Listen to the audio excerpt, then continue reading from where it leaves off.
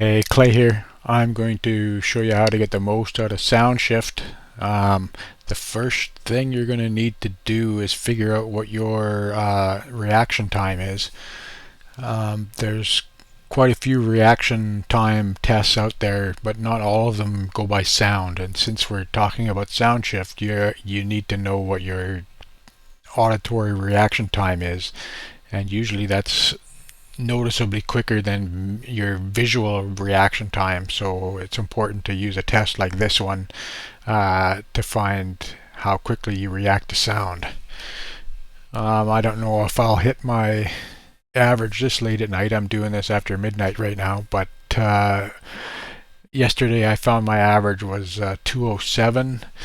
I'll run this again here now just to show you how you go through it, but I don't know if I'm going to be on my usual average or not.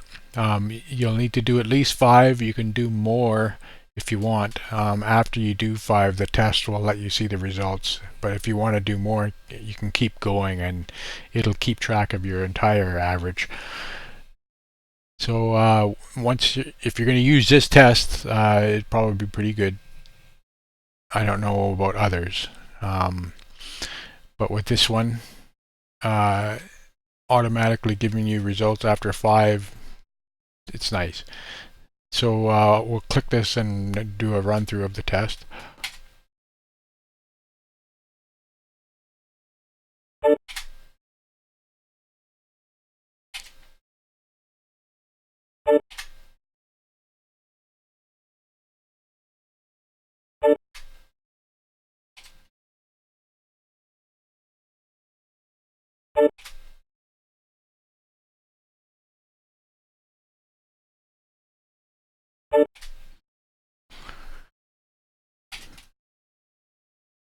Continue anonymously, I'll bring you to the results.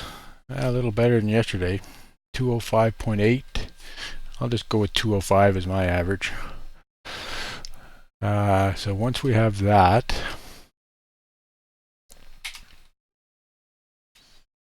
let's see here. The next thing you're going to want to do, let's use somebody was asking about the Formula Renault 3.5 recently, so we'll just use that. What you want to do is go to Talladega, if I can learn how to read.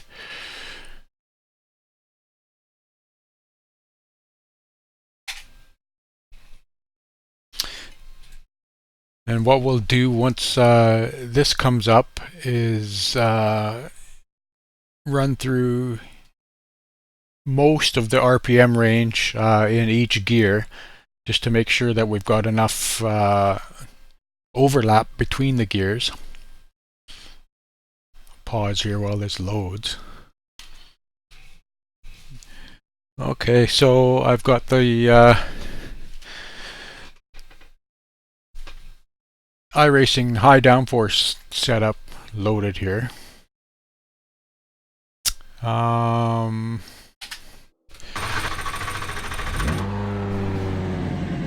see here.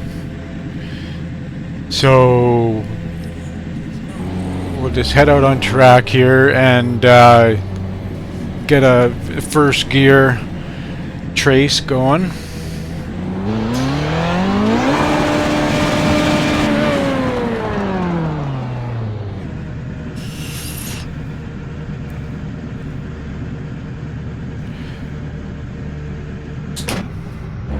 Get second gear done as well.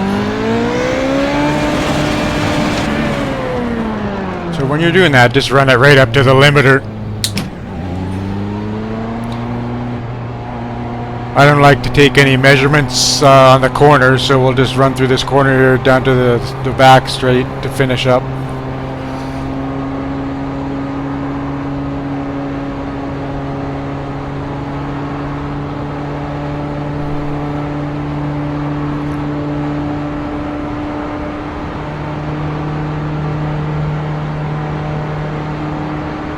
So what I'm doing here for each gear is running full throttle from a fairly low RPM right up to the limiter, and then just doing the same thing in every gear.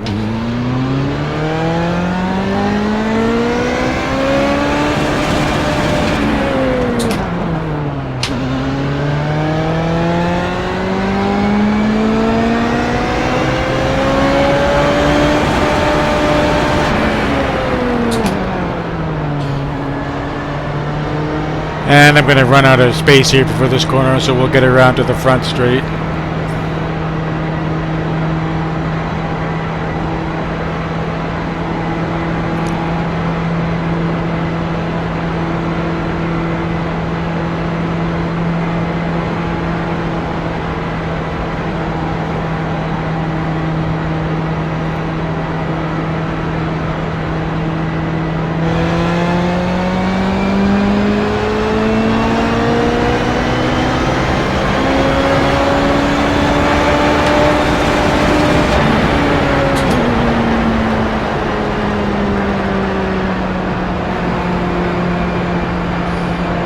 And this is pretty short too, so we'll go all the way around to the back straight again.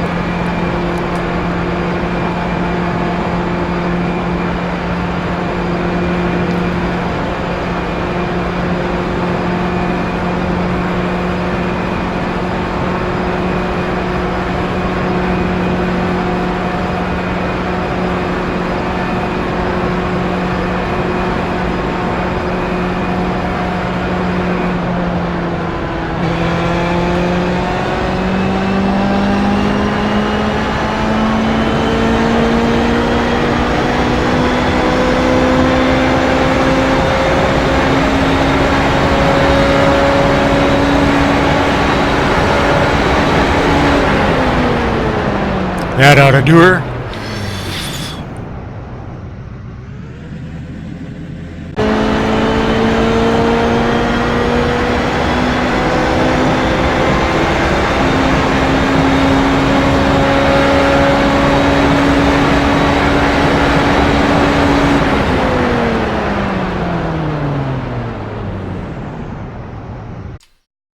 So now I'm in Motec. Let's load up that Talladega data.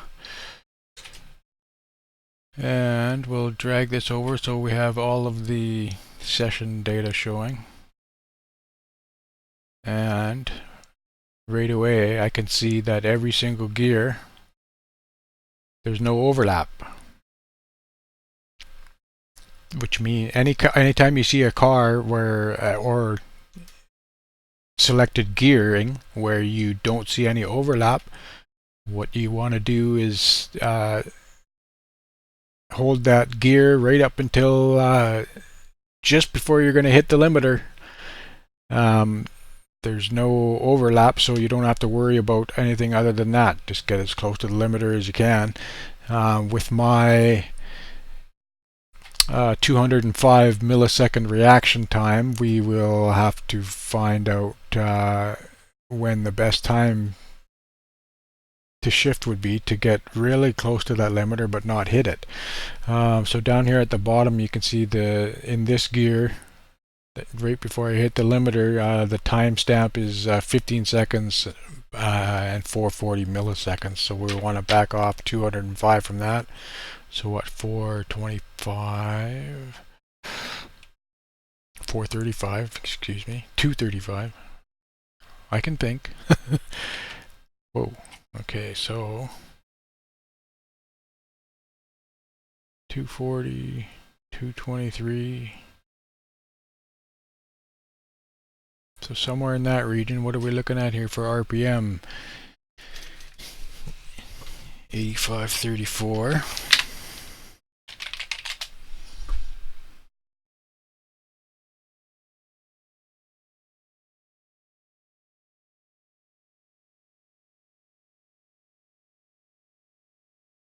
It's first gear though, not really going to be using first gear much. Anyways, first gear we get out at 8534.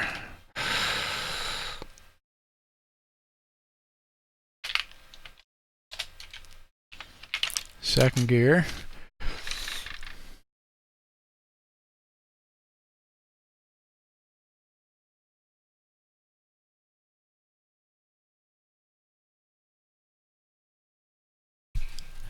So we're going to back up to 873.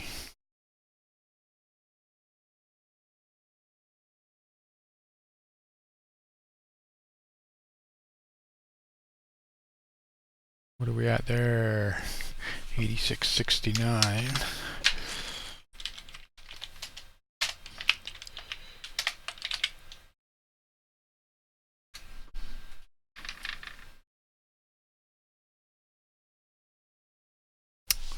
573. So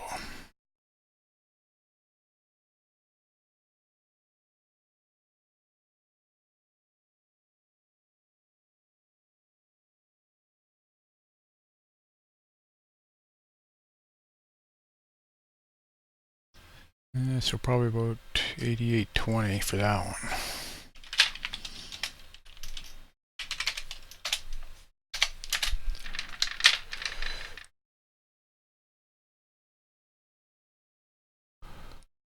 $756. Back up to 550 or so.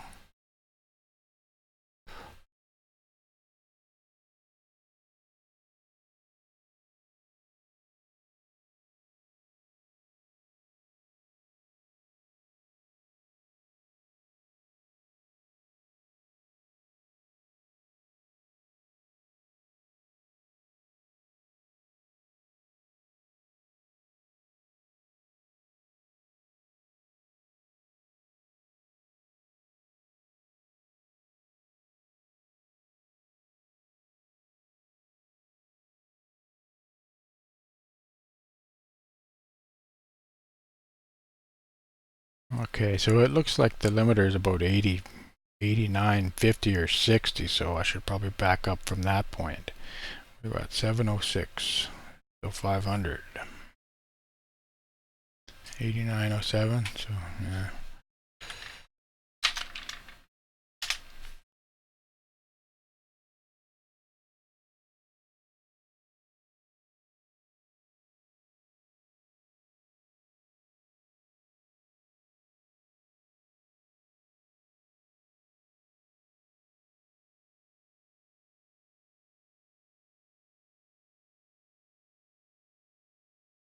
Ah, I forgot to drag this in, so I'm missing first. So this is all up one.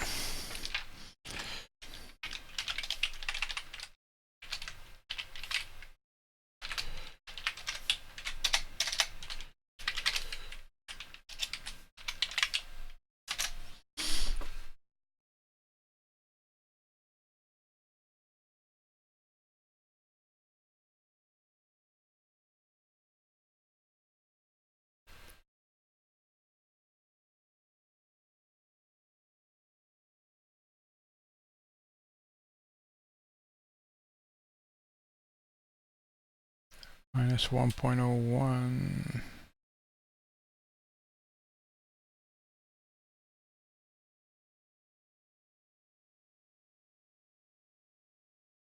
$75.30.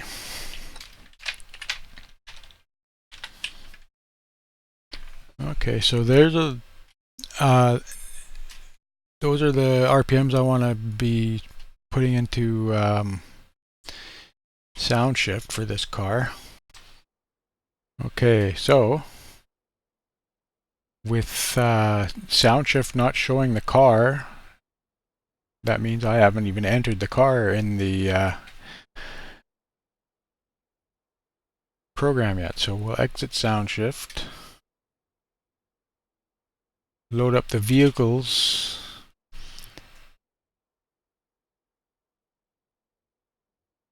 and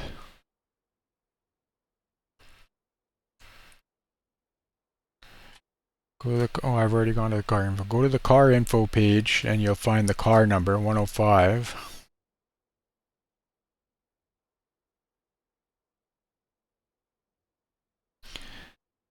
And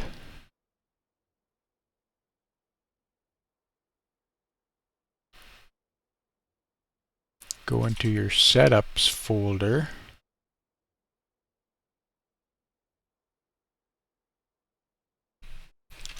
To get the name.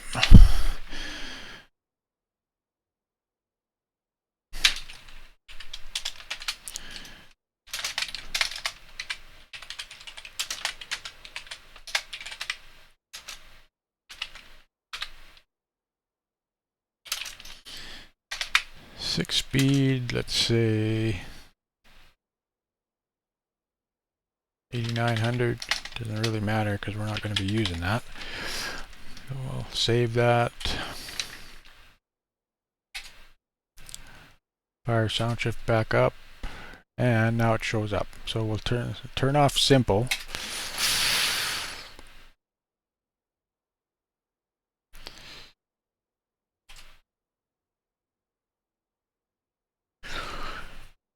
And this only lets you go in intervals of 50, so we'll go 75, 50 for the first one.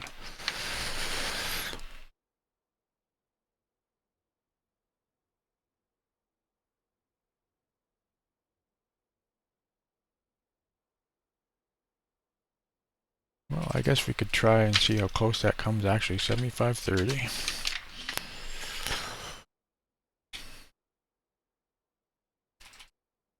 Ooh, that's not good. Okay, it has a ceiling for what you can change.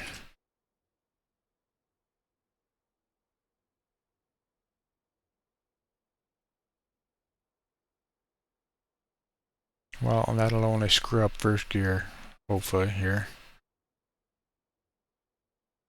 Isn't too important. So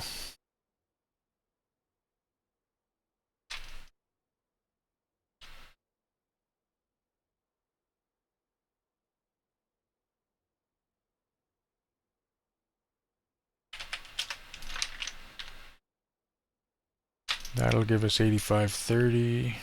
What do you want? 87, 70. That's pretty close. Take 10 off here.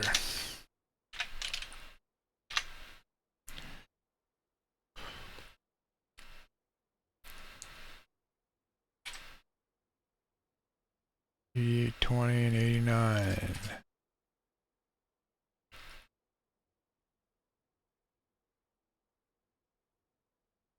So that's not bad.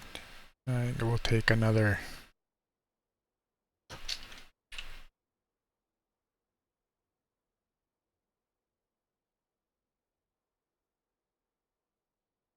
I mean, we're splitting hairs here, but so that'll give me pretty good RPMs to shift that with my 205 millisecond reaction time. And we can go test that now.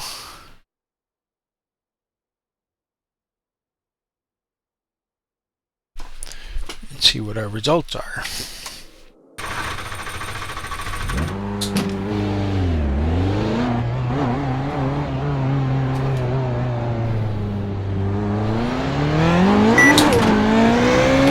Oops. Start my telemetry over.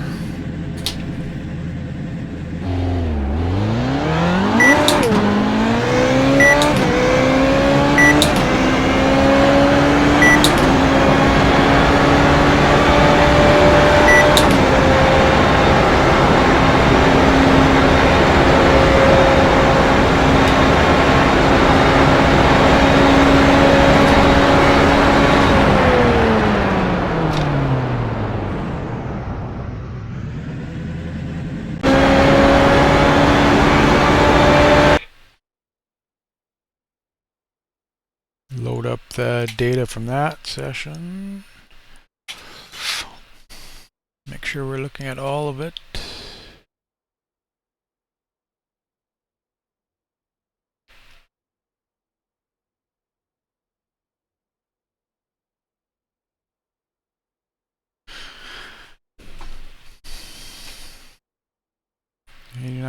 Well, that's first gear. I was pretty much hitting the limiter, but first gear, who cares?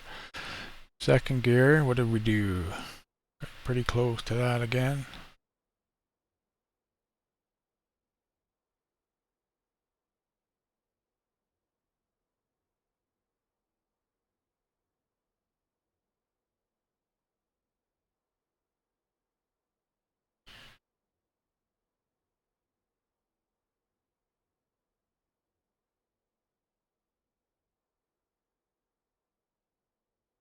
When the traces overlap like this, you gotta kind of move your mouse around and try and find where the underlying one is. Looks like I shifted at 89.66. And I think that limiter is 8970, so that's pretty close. 8964. So that's pretty close. If I wanted to make sure that I didn't hit that, I could drop this down by maybe 50 RPM or something. 25 RPM, 30 RPM, whatever. Just give you a little bit of more space there.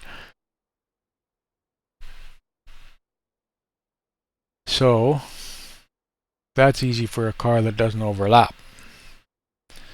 So what car overlaps that we can look at? Perhaps the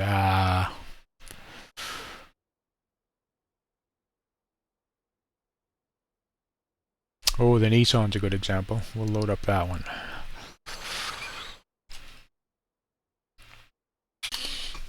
Okay, so I got the Nissan loaded up, and it looks like the last setup I was using was a Nordschleife one with Wing 7. I think that'll have some good gearing to demonstrate the overlapping. So we'll just do the same thing here with this car.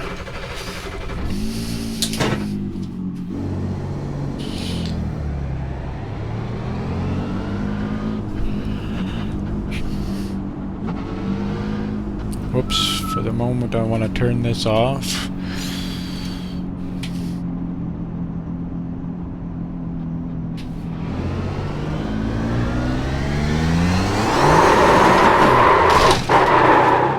Try not to wipe out like that.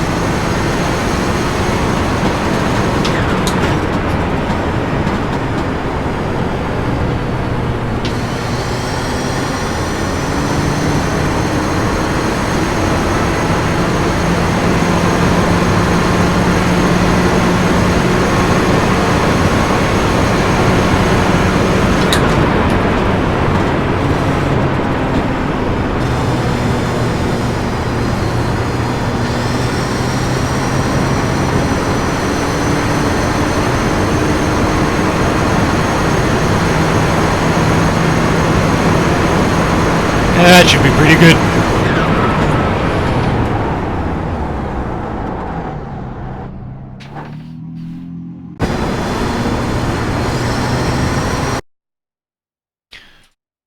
So we'll load that up. Make sure we got all our data selected. Hey, what happened? Oh, maybe that one didn't finish processing yet. What's going on? There we go.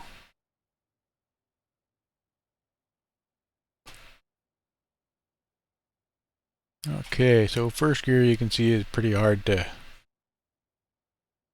get grip at the upper end there. You probably would never use that really too much, but at any rate you can see here that it crosses over here. And then second gear, you can see second gear's acceleration crosses over with third gear. You're not really running to the limiter until about here, but back here is where it crossed over. And once it passes that crossover point, like you can see with third gear here, crosses over here, but you still got a long way to go before you hit the limiter. And the same in fourth gear. Fourth gear crosses over way back here, but you're still going this much further before you hit the limiter. In a car like this, that's why it's important to figure out where these crossover points are, so you're not wasting lap time. Anytime you're accelerating slower than you could be, you're just leaving time on the table. So first gear here, what do we cross over at? 73.22.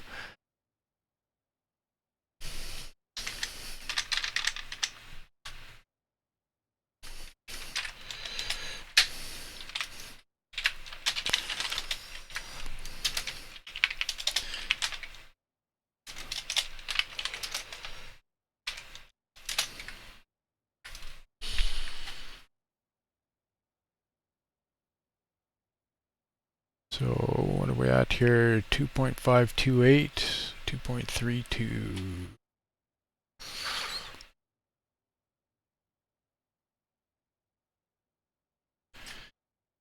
7,031.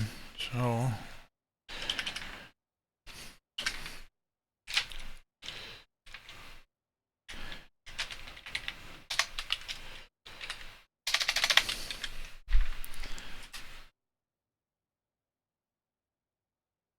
second gear crosses over, and the nice thing about this is it automatically switches for you when you're dragging along this. As soon as it reaches a crossover point, you'll see it start flickering between second and third gear.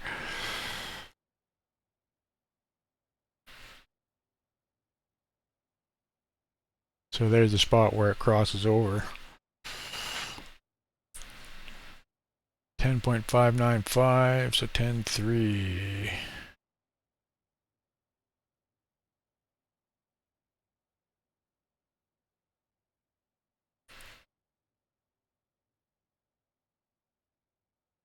So right around there, 7.086.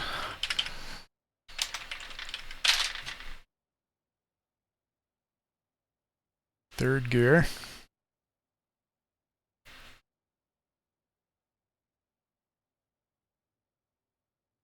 69.90. 38.74.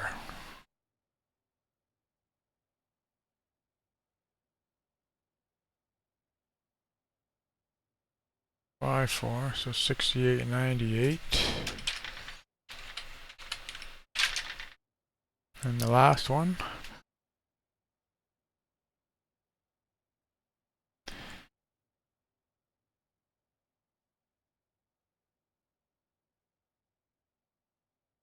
$7.28.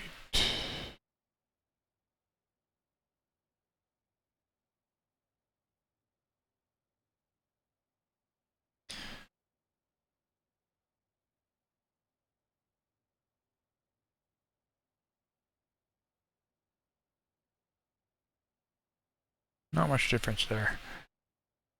But given that this overlap seems to have, the difference between the two is so gentle, it won't be as critical here. So we'll just go with that next higher one, 64.65.